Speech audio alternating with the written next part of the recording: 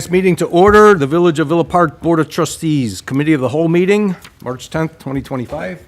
Clerk Kornicki, please call the roll. Trustee Alfano? Here. Trustee Cordova? Here. Trustee Corkery? Here. Trustee Kozar? Trustee Kumar? Trustee Patrick? Here. President Casson. Here. And if we please stand for Pledge of Allegiance. I pledge allegiance to the flag of the United States of America and to the republic for which it stands, one nation, under God, indivisible, with liberty and justice for all.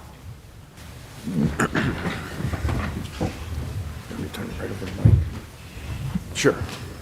Okay, tonight's discussion is on the new lead line replacement policy for water lines.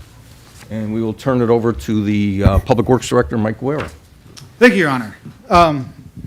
Yes, tonight I'd like to present and get the board's opinion and maybe some direction on how we go about proceeding with lead line replacement on the private side. The public side is the villages. But as we move through the program, we would just like some direction so that we can inform residents of what our program is and the expectations for them. So to kind of start off, this is kind of an example of what we're talking about when we say private side or homeowner side of water lines. The water line up there from the main up to what's on this drawing says parkway valve. You may hear them be called B boxes, curb stops, curb valves. Those are all synonyms. It's the valve that's usually located in the parkway. That's a little circle.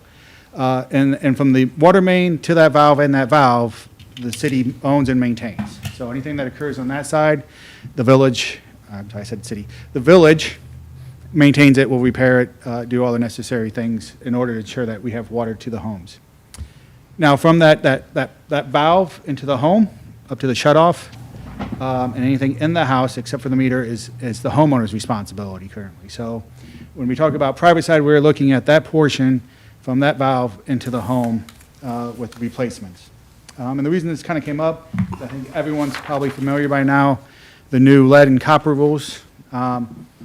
They've been enforced or created a couple years ago, but they finally came out with a final ruling in October of 2024, as there's a lot of material that was kind of going around and a little uncertainty of what the requirements are going to be and how they'll be enforced. And so in October of 2024, they finalized everything. And so what the new rule states is that all municipalities have to have an annual update to their inventory. We crafted our initial inventory. We have to do an annual update, maintain that. That's a living document. And then also try to locate all lead and galvanized materials. So originally it was lead. They've also added in the 2024 galvanized. That has to do with some chemistry and the possibility of lead coming through with galvanized lines. So the village has been inventorying. I like to say we had better records than what we did, so we are in the process of continually updating that inventory. Additionally, they set a hard time limit. They set 10 years that their plan is to have all the lead removed from all the service lines. So that just came out in 2010, so we have to revise all plans to include a plan to try to replace all the lead within the next 10 years. Additionally, they clarified that you can't do partial replacements. When I talk about partial replacements, that would be we just can't go in and replace our public side service up to the B box or the curb stop and say, hey, homeowner, your side is lead, you need to replace it, which was kind of the typical standard for the last several years. And then additionally, they've increased the water sampling in the lower thresholds. So right now, last week, we sent out our letters to do our sampling. It increased from, we used to annually test about 30 homes once a year for the EPA standards. That regulation now, the EPA has upped it to 60 homes in our location, in the village, and we have to do it twice a year. So every 6 months, we would have to test 60 locations. They came up with that number based on what we feel is our known lead service lines, and then we have to do it every 6 months. And the EPA selected those locations off our list. It was not village selected, it was the EPA selected based on known services. So I kind of do that as a background. I don't really want to get into what our plan is. What we're trying to figure out is what would the board like to do for the village or the resident side. We do have plans for two major projects. Obviously, we have the Jackson area that just started. We do have material in there to replace the private side in case it's needed. And then we also have other capital projects coming forward, so we need some direction. Additionally, in the 2025 budget, we have money to hire a consultant to help update our master plan for our water, and included in that is going to be the plan for lead service lines for our community. Just as staff levels and the amount of work we have going on, it would be nice to have a third-party assist. So kind of going back to what do we know? In 2024, in our initial inventory, we have 7,154 services. Right now, we stand at knowing we have 134 lead and galvanized services in the community. And we know for sure on the private side, we have 2,773 services that are not lead. How we've acquired that is either through construction projects. We've documented what's on the private side, if it's exposed. We've gone into people's homes when we replace the meter and document what we see coming through the wall. And then also when we do our I&I inspections for home sales, we've gone in and documented that. So we have our meter replacement plan that we've been trying to replace all the meters systematically throughout the village over the next several years. So that's where the documentation comes.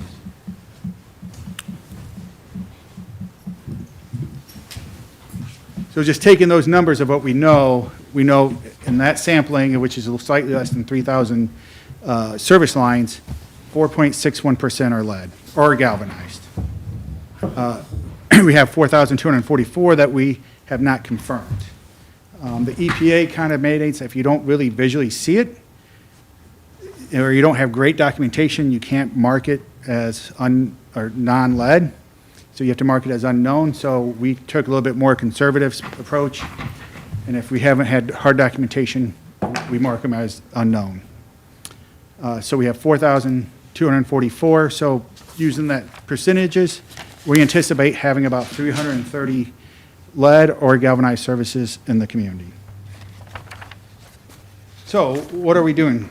So currently, our policy has always been for any service line replacement, the village would replace the public side, from the main up to that valve, including the B-box or the curb stop, the new tap, the main, anything that's necessary for that service. We usually go back in, we do all the restoration, the stone, the pavement, the right-of-way, the parkway. Typically, at those times, we will supply a new meter. Typically, a lot of times they're on older homes with older meters, or with the upgrade, it just makes sense to put all new with a new meter. And then recently, we've only, I think, had one resident-initiated service line replacement. We waive permit fees. It doesn't really make sense if we have to require to remove the lead, then to also require permit fees on top of that when they're actually doing a service that is needed. They still need a permit. We still issue the permit, but we waive the permit fees.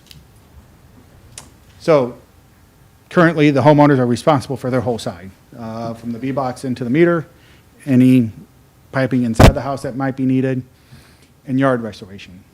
I'd say the only caveat is if they're wishing to upsize, so if they currently have, say, a 5/8 or 3/4 inch line, and they want to go up to 1.5 inches, because we call that upsizing or upgrading the service line, then the homeowner is responsible for all services to upgrade that service line. That's usually because it's tendency with redevelopment. Either they're doing expansion, they're adding bathrooms, they're doing certain things that require that larger line. That's why it's usually associated with the homeowners, because it's due to improvements and not replacement. And then lastly, when we have village capital projects the last year, we started including pay items for private side, so that we would coordinate with the contractor, coordinate with the homeowners, coordinate all that work for the private side to be redone at the time of the public side. And then with a lot of our capital projects, we offer village assistance programs in terms of 50/50 work for sidewalks, aprons. And so we've allowed for payment plans up to 24 months at 0 interest. Historically, this has always been also with your sanitary service. We've offered those in capital projects with the homeowners responsible. And so due to some of those costs, we allow payment plans to the village with 0 interest up to 24 months.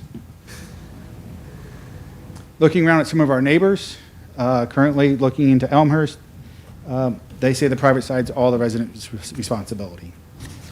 On the other side, Lombard, they do have a private side assistance program where they offer 75% up to $5,000. And then Roselle, I've talked to them, they seem kind of similar. They will replace it at 100% if they get grant funding for the project. If not, they offer a 12-month payment plan with zero interest. So it'd still be the resident's responsibility, but they would offer a zero interest payment plan for their community. So what am I asking? Right now, we have Jackson area going. As part of that project, the contractor is responsible to hydro excavate every service line that's in the project area. And so we're fairly certain we're going to encounter lead, and lead on the private side. And so we're trying to figure out what's the board's appetite, or what's the board's direction, I should say, and what our program should be for those residents as we encounter them, because we have to notify them that they have lead. We do have pay items in our contract so that if they choose to replace, we have those already bid and we coordinated. But we want to make sure that we're on board with what the board wishes to do, not only for the Jackson area, but moving forward for all projects, and then with our master plan for replacement. So I kind of present them in three different options. The first option is number one, and hopefully that comes across clear on the screens at home. But maintaining what we do now. The resident side is responsible for the resident. We'll waive the permit fees, but I would probably suggest that we increase the payment plan up to 36 months, just based on some of the bid prices we've seen. That could be a large chunk of change for most residents in our community. The second one we could do is pay for it all.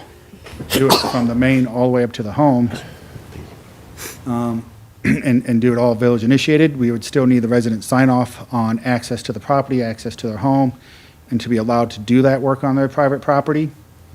The cost for that, from the last couple of projects that we've done, is $6,000 to $10,000 just for the private side. So you kind of extrapolate that over about 330 estimated services. That's going to cost the village $2 to $3 million to replace the lead in the village, just on the private side. I didn't include any public side costs in these numbers because we have to do the public side no matter what, so that's just going to be the village's responsibility. So I'm just trying to give you the magnitude of the private side. Or the third is the option of assistance. Looking at it, I kind of gave two options. Right now, we offer 50% participation up to $3,500 in the sanitary assistance program, if we would want to mirror that into the water side. If we did kind of a similar program as the sanitary service, that would equate to about $1.15 million to replace all those for that $3,500 assistance. If you would want to match, say, Lombard's and go up 75% participation up to $5,000, we're looking at $1.65 million total cost to the village. And ultimately, too, and those, if we have an assistance program and the resident initiates that assistance program, we would include the waiver of fees similar to the sanitary. So that's really all I kind of have. I just wanted to kind of touch base as we move forward with the project, and then based on discussion and guidance by the board, we would draft a policy to be approved by the board here in the near future. And I can put those options back up on the board. Okay, thanks. Thanks, Mike. Okay, we'll open up to the board. Trustee Kumar. I have a question about the 2 to 3 million, or even the 1.5 million. Is that for all the lead that you expect in the Village of Villa Park, or just in the Jackson area? That would be what we would anticipate for the lead on the private side, from that B box to the home. Okay, so let's talk just about Jackson area for now. What do you anticipate will be our cost for lead replacement, 100%? Let's just get that cost out in just that area. In the current bid, it's close to $10,000 for the private side. So we have quantity of 28 because we predicted a little high.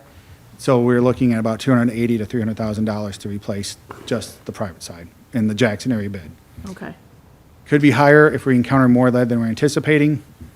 But we have some locations out there that we know, and then we have some that we know are not lead, but there's a lot of unknown in that area. Do we have any cost savings from the fact that, are we using this, I mean, that we're using the same people to replace the whole line? The cost savings was included in the bid. It was a bid line item, so we can never control what the actual areas that they put their profits in, but those were bidded items in the Jackson area project. For the whole line? Yes. Okay, and then, if someone was to take up the whole cost themselves, is it that way, or is it they're just, they would choose whether to use the contract of the village? So if, I'm trying to figure out if there's cost savings to the homeowner from doing it at the same time. so if we encounter lead with this project on the private side, you would have to notify them, because so two things. So if the lead's on the private side and the public side, we would look to replace the public side for sure, but we're not allowed to do partial. So we would need the homeowner to participate, so they would bear that cost of $10,000, and we could give them the payment plan. If they choose not to, they can also waive their right to participate, which then means we can just replace the public side, and then they've been put on notice that they have lead on their side. In this project, we anticipated not knowing where the board would go and getting this project out. We put all the bid items in there. So what the cost savings would be is that it was bid in a large project with a lot of other work, and we're coordinating the work. They don't have to contact their own plumber, they don't have to do all that. The village is working through our consultant contractors to coordinate with the homeowner, coordinate with the contractor, provide that level of communication, and then do all the work, the restoration work. I would say in our contract, that $10,000 is inclusive of all yard restoration and everything, so it's all included in our cost of our contract. So has anybody ever gotten back to you of how much it costs them if they had to do their side alone and they had their own contractor? I think we only really had one that I know of initiated on that side, but looking at some of the few permits that we've had, it's in the range of $6,000. We think if we went out and say, just did a massive contract and say, we want 100 lead lines replaced in a year. 6,000 is their portion? Yes. And you're talking 10,000 is the whole portion? Or is The hard- our portion or No, their? so their side, that is 6 to 10. And I would say the hard part, a little bit with the private side too, is most of these go up into the home.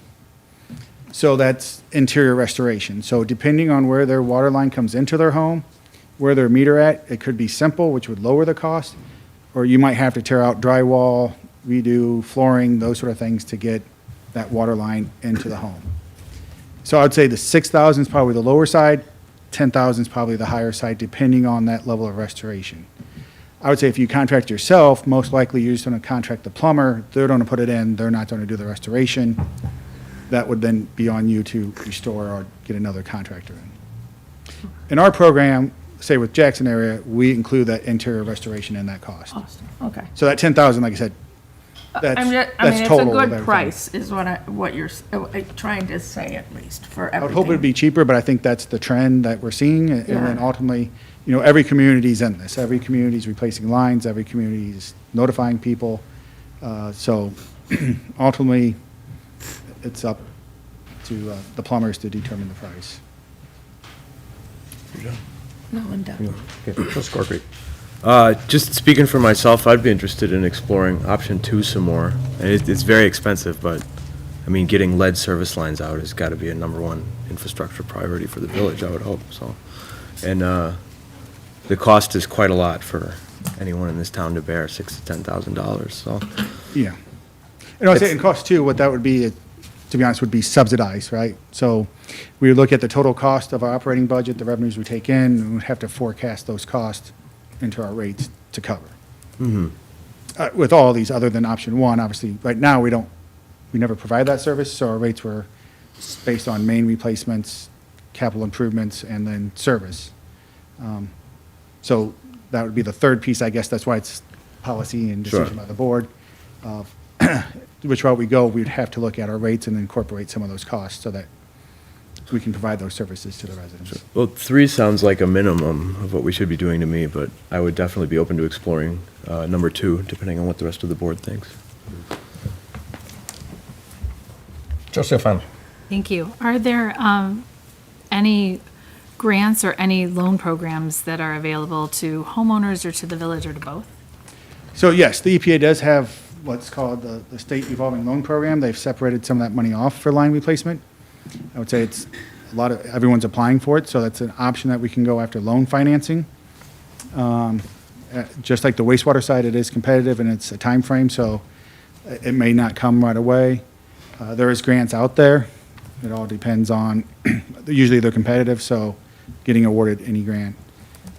Right now for homeowners, I'm not aware of, but we'll continue to search for options for homeowners to replace. Because I'd say historically, there used to be private insurance that you could get sometimes on homeowner side that they would offer on the real estate side. I don't know if they offered them up here where I came from.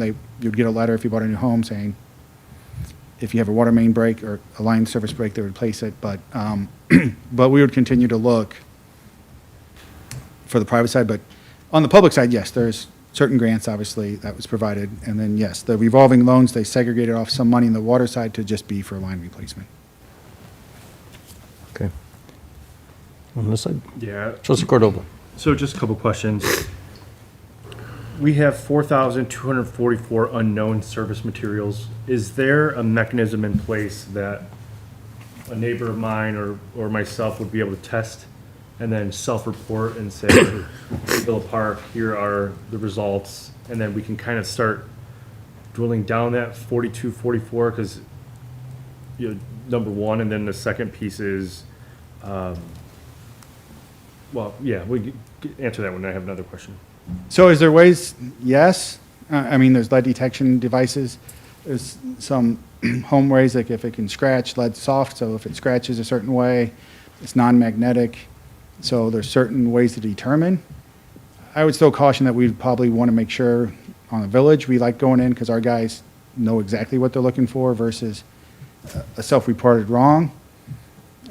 Additionally, the EPA being the EPA, they kind of also want you to see the whole line, Right. which we're not going to do. But how they kind of read is, because we did have an encounter once, like 2 years ago, where we went to replace a line. Because of a leak, we found next to the main was 2 feet of copper, next to the B box was 2 feet of copper, and in between was lead. So if that line didn't leak and we didn't replace it, we would not have known that there was lead in the middle. But yes, I believe one of the ECC's recommendations, which we're working on, is updating our website, and we can put that information of the common ways to determine if your service line is lead. I think it's a little bit harder to determine if it's galvanized other than if it's shiny. But yeah, we kind of like, if there's any questions, and we kind of like our guys going in, just because that's what they do for a living. They kind of know what they're looking for. So is there, I know resource management, to just have people call in and say, I'd like you guys to come in and take a look. But is that something that we can do of, you know, maybe it's not a self-testing and we want your guys to go in and check? Just, you know, if I can get, you know, someone becomes a captain of their street and says, I have 8 neighbors that want to get tested, or at least you guys come in and we, you know, Thursday afternoon, whatever it would be. I know that's tough because you guys have jobs and things to do. Yeah, if that's the route we want to go, it's something we could do. I would also probably could write that into our contract with a consultant to do our master plan. A lot of other communities did that, where they hired and then sent flyers out to everyone to go in. And inventory. We were kind of setting up, we had a lot of information. We have a whole lot of locations that we don't think we have lead, but we don't have the documentation to certify that. But that could be something. Typically what we've been also doing in that situation too is if the meter needs to be replaced, that's usually a lot of times when we've scheduled them to replace their meter. But I can talk to our staff and we can determine. I would imagine that's something that we could achieve within a reasonable time frame, in terms of, like you're saying, open appointment dates if the homeowner has availability based on availability of our personnel. Okay.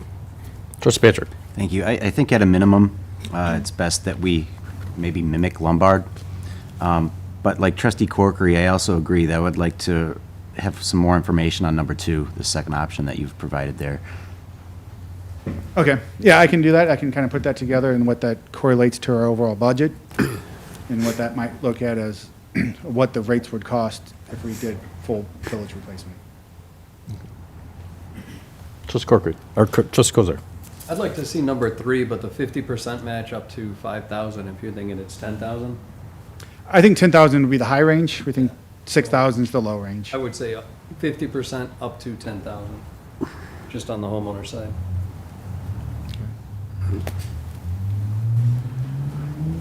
Trustee Kumar, did you have something else? Yeah, I have, a question. The 50, I'm thinking also the 50% up to 10,000, like trustee Kozar, because it is a chunk of change, that we're talking about. But do you have some probabilities on, like, when your guys go out, do they kind of know where these pipes are, or are they just kind of random? Yes.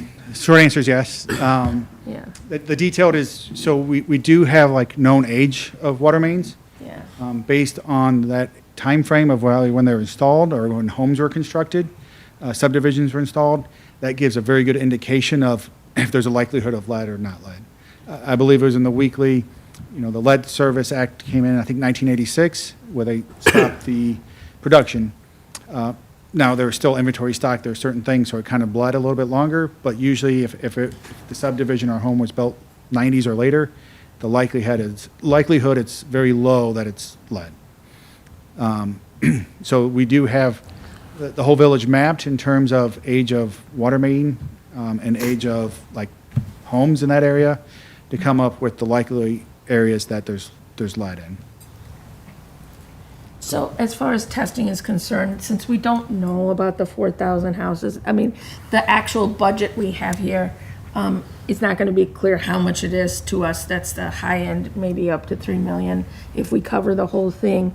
I'm thinking what trustee Cordova said has some merit in checking areas that we consider. If there's a map or something that you might be in a lead zone, those areas might be the first to kind of do a test to see if we're going to replace all of them, not, or think about this process.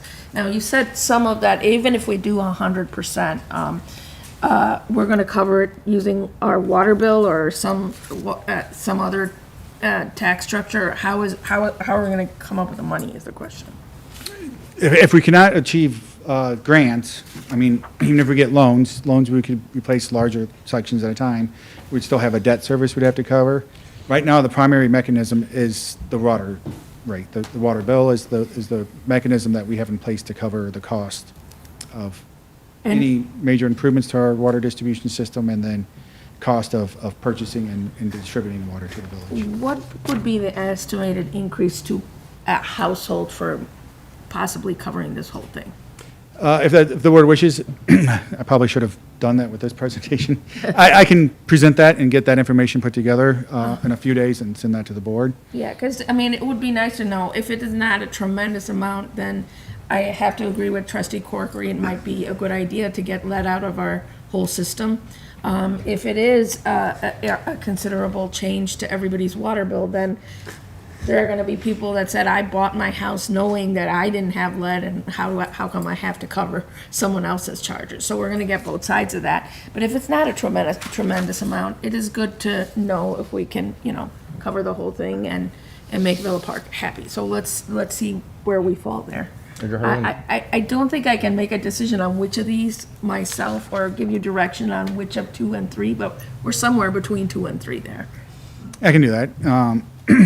I'll probably mention with the second option, the way I think of it would be the village then would initiate all the replacements. So if the homeowners couldn't call and say, I want mine replaced, it would be part of a larger project plan throughout that 10 years. The third option could be initiated by the homeowners. If they wish to go now, then they can replace in their own time. So that's kind of the thing. But yes, that's why we're coming to the board. It's like you're saying, it's a policy of subsidizing across the whole or assisting the ones that need it, because not all residents are going to need this service. Okay. Manager Holland, did you want to say something? I just want to put in a couple of notes. First of all, to put this in perspective, the annual bills to our water charges to our customers are about $5 million a year. So if we're taking on $2.5 million in additional costs, that would be, if we did it all in 1 year, which we're not going to do it all in 1 year, it would be like a 50% increase in water rates. But we're going to, that would be over 10 years, so the increase would be smaller. And then we do need to get lead out of the lines. It isn't a safe metal. But the testing we're doing right now is people who are known to have lead in their lines, and the amount of lead that will actually be in their drinking water is going to be also determined by the alkalinity of the water and some other things. So far, I'm not saying it's safe to have lead lines, but there are things that make it less safe. And if you remember all the, Flint, Michigan is the thought that comes to everybody's mind. They changed the chemistry of the water in the lines, and that made it from something that was, a small hazard to a much greater hazard. So we've had very few, I think we had one positive, Yeah. and that was followed up by a negative of the ones where we know we have lead. So it is important. We do need to get rid of it. I don't mean to minimize it, but, there is some time, and, maybe we incentivize the things that we want, getting it done quickly, or, and look at different ways to make sure that we take care of our citizens without, like you said, putting an undue burden on everybody on increased water rates. It's a balancing act, and it's why getting more information out is important. So. Sorry, just if you don't mind if I don't add. Yeah, go ahead. Yeah, this, not to be all gloom and doom. So we have been testing lead and copper. I think one test of the last several years has come back above what's called the action level. And then, yes, the test thereafter have went back in. We think it might have been a little bit of a sampling error. However, DWC, who we purchase our water from through the use of Chicago, has also changed some of their disinfectant to be a lot more restrictive to, or reduce the amount of corrosiousness that could occur to stop that release of lead. That is something Chicago's enacted. Additionally, there are EPA-approved filters that you can purchase through Beretta or others. We actually have purchased some for Public Works, so in case we do encounter on these testings someone with a high level, that we can provide that service to them, at least give them a Beretta pitcher that is certified by the EPA to help remove lead from the water. And then additionally, we'll put on our website some of the recommended actions, such as run your water for a few minutes every morning, because it's usually built up overnight. That usually will clear the lines. Don't use hot water for consumption. Those are some of the activities that kind of lead. But we haven't really shown that we've had any actionable levels in the community, but we are following the federal regulations and guidelines. So thank you. I just wanted to throw that in. Yeah, I got a couple questions for you, Mike. Who does the sampling? Is that farmed out to someone, or do we do the sampling and run the tests, or send the tests into the lab? So currently, we just sent the letters. It's up to the homeowners. We do have that service this year. The EPA has changed the sampling. So it used to just be 2 1-liter bottles. First thing when you wake up, fill the bottle, fill the next bottle, put it outside, we collect it. They've now changed that you have to have 5 liters. So they want the first liter and they want the last liter. So you got to fill the first one, then you got to fill 2, 3, and 4. Then you got to fill 5. We throw 2 through 4 out and send 1 and 5 in. Since that's a little bit more confusing, we do have the option, if any of the residents that were selected and did receive a letter last week, that they can schedule an appointment, and our staff will come first thing in the morning. We'll come in early, come to your house and fill those bottles for you and take the samples with us, just to make it easier on the resident. Okay. If the homeowner does not want to replace their service, we just write them a letter, and then we're good with that with the EPA, correct? There's a form. There's an actual form that they would have to sign off on that indicates that they are aware of that they have a lead service line and that they are waiving their option to replace it. A lot of times that is because they don't want you on your property, those sort of things. But it's a form that we have to fill out, and then we have to mail that to the Illinois Department of Public Health, notifying that they signed off on not replacing their service. Okay. And then, since we were required to get rid of it in 10 years, we will have to pretty much inspect every home, correct? Even if there's no work being done, so we'll actually have to go door to door. Eventually, yeah. Sometime, eventually. In the last year or so, like, we were trying to hit it, like I said, with our I&I to be a little bit less intrusive to the homeowners. With meter replacements, some of the targets that, I didn't bring it up, but as trustee Kumar stated, we targeted some of those high-risk areas with the meter replacement, so we could get in there. Typically, with meter replacements, we've targeted the projects that we're planning to do, so we had an idea of how many lines might be in that project area before we go into the project. And then started hitting the really old meters for water loss, and then locations where there could be a probability of lead and they need their service replaced, or their meter replaced, I'm sorry. And then when they're replacing the service, do they have to dig the yard up, or can they do directional boring to do that? Or They it can do depends directional on- boring. They can, okay, okay. All right, It depends on cost and Yes, plumber, yeah. and yeah. okay. Trustee Alfano. Thank you. I know that our zip code for IDPH is a pediatric lead poisoning high-risk zip code area. I understand that that's not just because of our water lead lines, but I think that that should be something that should be part of this discussion. I know that that's something that when our child was young, that was something that the pediatrician had pointed out when she said, your zip code is part of that. So be aware of that. With that thought, I'm kind of almost leaning to exploring two more than three, or at least looking at having that $10,000 option for three. But then also, Mike, I had a question for you about the testing locations. I know that they're increasing, you said, to 60 locations 2 times a year. Are they the same locations? So we used to do about 30, I think maybe slightly over 30. To be honest, I need to check with my staff to see. So what we had to do was we had to send in the known locations, and the EPA selected. Oh, And so I see. we're kind of going back through to see if any of the sites were the same sites, because the 30 sites was also selected. Okay. So there might be repeats, but there's obviously going to be a lot of new people that have never been on the sample location site. And I'd say the other component that, when I was reading through a lot of this, is they used to be able to sample from the main. So a lot of people had sample ports, but for lead and copper specifically, we have to take it at a household faucet. So that, a little bit of a different change, not for our village, but in the legislation. Okay. Thank you. You know, and it's probably good to point out, too, that you could have non-lead lines, you replace the line, but you could have things like lead solder in your lines inside the house, and you still, so you replace it, and then you still have lead, and, that could drive you nuts trying to figure out where that's at. Correct. Some of the old faucets and different stuff have lead soldering in them that can contribute. Those sort of things where that's not part of this act yet. We'll see where Yep. the future legislation goes, but that is correct, yeah. Sorry, I was talking more about the service lines. Yeah, correct, yeah, okay. Any other questions? Okay, so I think if you could, we'll get some numbers together on what the cost would be, Yes, both projects, and then we can come back and revisit this again. sounds, I appreciate everyone's time tonight. Okay, yeah, any public comments? Yes, Joe Amori signed up. Hi, Joe Moore, 3809 East Maple. I had a couple of questions. Referencing the EPA, I know there's a lot of, that could kind of be a catch-all term. Is that the federal EPA or the state? And is there any coordination between the two?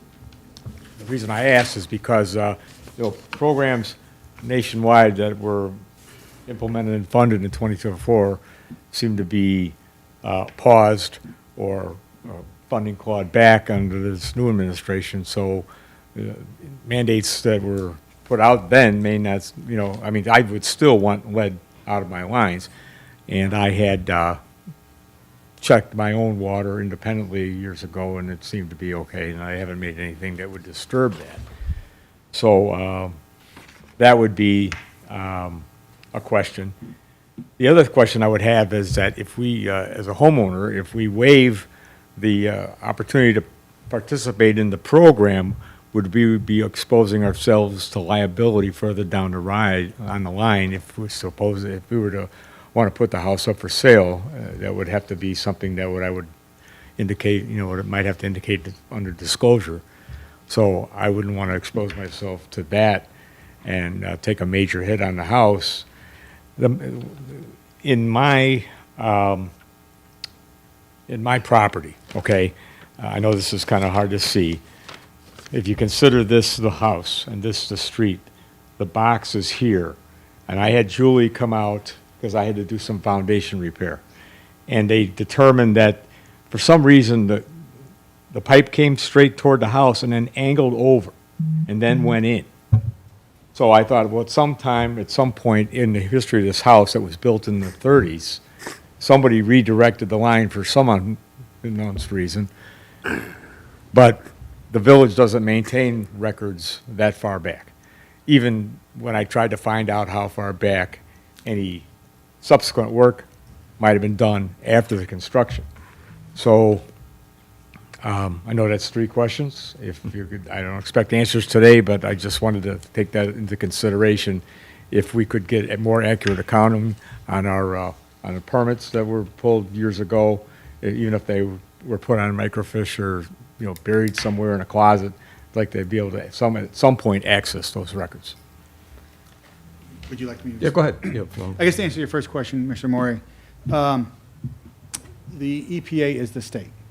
However, we are, I forget the exact term, but we're actually delegated, the Illinois EPA is a delegation of the feds. So they act as the feds for the state of Illinois. The Illinois municipalities don't have to deal with the federal EPA unless you're in some real serious trouble. But our interactions is with the Illinois EPA. I believe similarly, the state legislature passed the same legislation as the feds for the lead service lines, hence why we got to send that letter through the Department of Public Health versus the FEMA. In terms of permit records, I would have to defer to Director McLaughlin, but we can get that answer. I know typically we keep records for, I want to say, 7 years, but some of the record drawings don't maintain. In your situation, it wasn't uncommon for when subdivisions were built, they put in stubs everywhere, and then when the homes were finalized, those locations might change. That's why there's sometimes in the front yard. We've also had them where they dodge around a tree, because a tree was there, so they kind of bend to go around a tree that may no longer be there. But we didn't keep any private side records. Historically, most villages kept mains. That's where we have most of our records is on mains and not actual service line locations. But I can work with Mr. McLaughlin or Director McLaughlin, I'm sorry, on what our actual policy is on record retention for permits. The other one would refer to real estate. That law I don't know, so I will defer that. Well, with respect to the liability of the homeowner, the village will have to evaluate the regulations from the EPA regarding this requirement because of the fact that they do allow a homeowner waiver. But that's something that most certainly should be put in the village's policy when we create this policy. So we'll have more information on that. With respect to the disclosure requirement, I'm sure there will be a disclosure requirement if you were to sell the real estate. Okay, thank you. Also, options 1 and 3 offer a waiver of the permit fees, but not number 2, and I was wondering why that was excluded. Number 2 would be all village. So the village is initiating the work, we wouldn't require a permit. Okay. We would document, if needed for the home, we could document that work through the permit section, but if it's the village and the village contractor, we wouldn't be pulling permits for ourselves to do the work, if that makes sense. Yeah. Where the other ones, the homeowners kind of pulling the permits because the work is being performed by them. Very good, thank you. Okay, Bob. Bob Wagner. Thank you. Bob Wagner, I'm here representing the Environmental Concerns Commission. We appreciate that this subject is on the COW tonight, and I would just mention that one of our commissioners, Lynn Smith, wanted to be here this evening.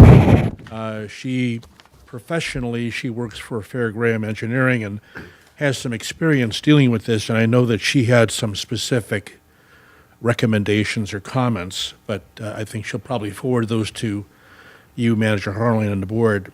I just wanted to mention, just go over some recommendations that we had, and I apologize that I sent this out late yesterday and there were some glaring typos. I apologize about that and some inaccuracies. So as Trustee Alfano alluded to, our recommendation is to pursue federal and state grants to aid with resident lead service line replacement. And a lot of those grants are tied to income. So we may or may not be eligible for that. We would suggest that the village investigate the process for obtaining low-interest loans to the IEPA State Revolving Fund to help fund lead service line replacement projects. And that process can be rather lengthy. There's an approval process, and you get put into a queue. So our recommendation is to provide information to residents about local laboratories that can provide testing for lead in water. And Director Guerra mentioned, I was not aware of the assistance we provide with testing. I think that would be good to publicize. Many communities have a webpage devoted to residential lead service line issues, and I think we've mentioned it before, and I think that would be very valuable for our residents. And then develop a simple how to check tutorial for lead service lines. As Trustee Cordova mentioned, I think the big thing is to reduce the number of unknowns. And if we can help residents determine if they do have lead service lines, I think it'll help in the process of getting them fixed and meeting that mandate that's coming up in 10 years. So, as I said, I'm sure that Commissioner Lynn Smith will be sending some other recommendations as well. Thank you. Thanks, Bob. Okay, anyone else signed up? No, I have no one else signed up. Okay, anyone else? Yeah, go. My other one, what happens if you sell your home? Tina Constados. My only other question would be is that since we have to do this within the 10-year time frame, if the residents sign off saying they don't want to participate, what happens then? My understanding, they'll be excluded from the program, that we would move on and they would not be replaced. Okay. I can't speak what future legislation might come in the future. But currently how the legislation is written now is then you can replace the public side and do a partial. That's the only time they allow a partial replacement. And then that location would still be documented in the inventory of lead, but it would be noted that it was waived at the time of replacement. That's it. Okay, thanks. Come on, Steve. Steve De La Rosa, 300 South Summit. Mike, I got a question for you, but I'm not sure if you're the right person to know this.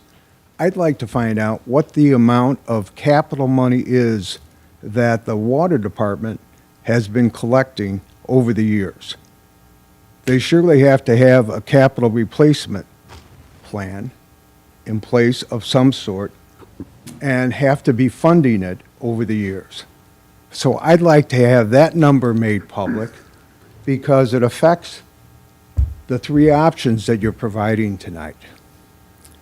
So I would hope that by the next time you make a report here, you can tell us how much has been collected by the Village of Villa Park to collect for water, because we are selling this commodity and our residents are paying for this commodity.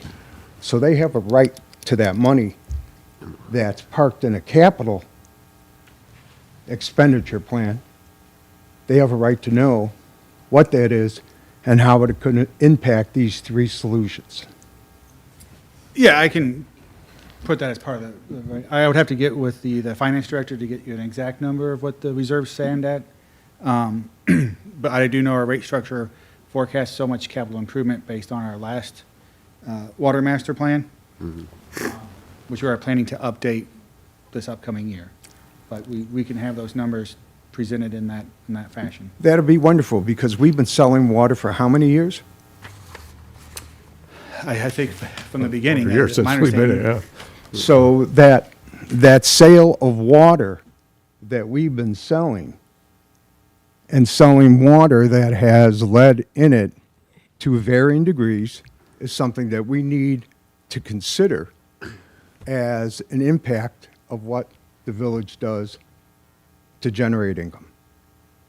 We, That's all I want to say. just real quickly, we spend money in the out of capital improvement money in the water department every year as well to go towards projects. And part of that part of the money that goes towards that is that utility sales tax that goes towards capital projects. So it's I published just in the want a budget. bottom line number of what Yeah. that fund is and what that number is, so that we can use that as something to base village improvements on. Okay, anyone else? Okay, anyone else? Thanks for all your time, Mike, appreciate that. We will close, we have to make a motion. A motion to close committee of the whole meeting. Trustee Corkery, do I have a second? Trustee Alfano, all in favor? Aye. Aye, any opposed? Okay, we will close committee of the whole, and then we will reconvene our regular meeting at 7 o'clock.